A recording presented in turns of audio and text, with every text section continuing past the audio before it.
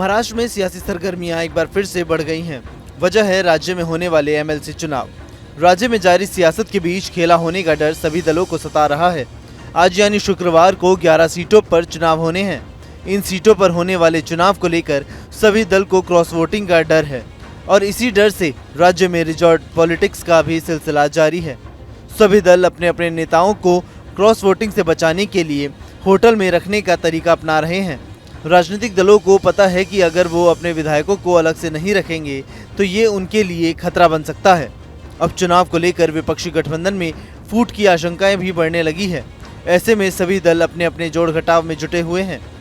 अब ये खतरा इतना बढ़ गया कि राजनीतिक दल अपने अपने नेताओं को होटल में छिपा रहे हैं। सभी राजनीतिक दलों को विधान परिषद के वोट बंटने का खतरा है।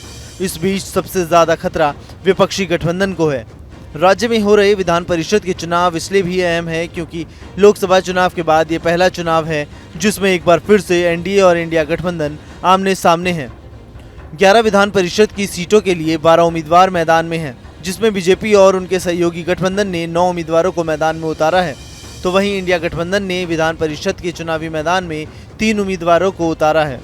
महागठबंधन के लिए सबसे ज्यादा सियासी तनाव इसलिए भी है क्योंकि वहां विकास अघाड़ी के पास सिर्फ 65 विधायक ही हैं, जबकि सत्तारूढ़ महायुति के पास 200 विधायकों का समर्थन है। ऐसे में अगर महाविकास अघाड़ी में एनसीपी अगर अपने दम पर अपना उम्मीदवार चुनती है तो इसके लिए उसे 4 वोटों की जरूरत पड़ेगी। वहीं अगर उद्धव गुट अपने उम्मीदवार को चुनती है तो उसके लिए 8 वोटों की जरूरत होगी। लेकिन बीजेपी इसमें फायदे में है। बीजेपी 4 उम्मीदवारों को अपने दम पर चुन सकती है। वहीं अगर बीजेपी 5वां उम्मीदवार चुनती है तो इसके लिए उसके पास खुद के 8 वोट होने चाहिए। यानी हर सियासी दल अपने उम्मीदवारों के लिए वोट जुटाने में जुटा हुआ है। 288 विधानसभा सीटों वाले राज्य में मौजूदा 274 विधायक हैं। इस आंकड़े के हिसाब से एक एमएलसी सीट के लिए 23 विधायकों का समर्थन चाहिए।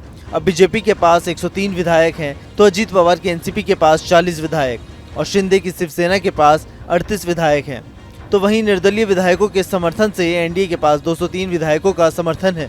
अब इस आंकड़े में एनडीए यानी सत्ताधारी दल को 4 और विधायकों का समर्थन चाहिए, जिसके लिए सेंधमारी की कोशिशें भी जारी है। तो ये भ्रष्ट सरकार ने इस तरह की व्यवस्था में भी मतदान कैसे करप्टेड करना, उसका प्लान इन लोगों ने बनाया। उसके आधार पर ये लोग एक कैंडिडेट जिता के लेके आए।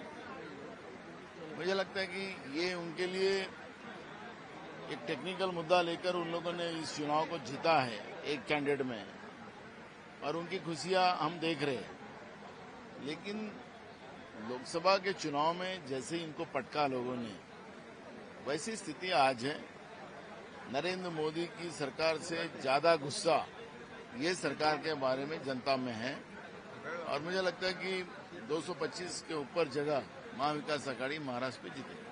कहीं ना कहीं शरद पवार ग्रुप दावा कर रहा था कि उनका कैंडिडेट चुन के आएगा, लेकिन कहीं ना कहीं अजीत दादा का ही कैंडिडेट आ गया। उसको बताया हमारे तीनों कैंडिडेट चुन के आ सकते थे, लेकिन हुआ है टेक्निकल।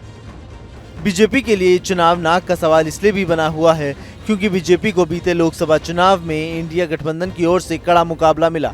राज्य की 48 लोकसभा सीटों में से एनडीए के खाते में 17 सीटें गई, जबकि इंडिया गठबंधन के खाते में 30 सीटें गई और एक अन्य के खाते में।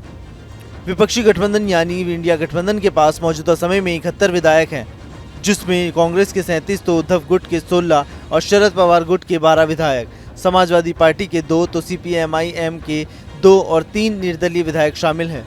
ऐसे में विपक्षी गठबंधन के विधायकों की संख्या इतनी है कि वो 3 सीटों पर कब्जा आसानी से जमा सकते हैं। लेकिन इसके लिए गठबंधन को अपने समर्थन वाले विधायकों को भरोसे में रखना होगा। हालांकि सियासी तनाव के बीच महाराष्ट्र में विधान परिषद चुनाव में खेला होने की संभावनाएं भी काफी है। Team news nation.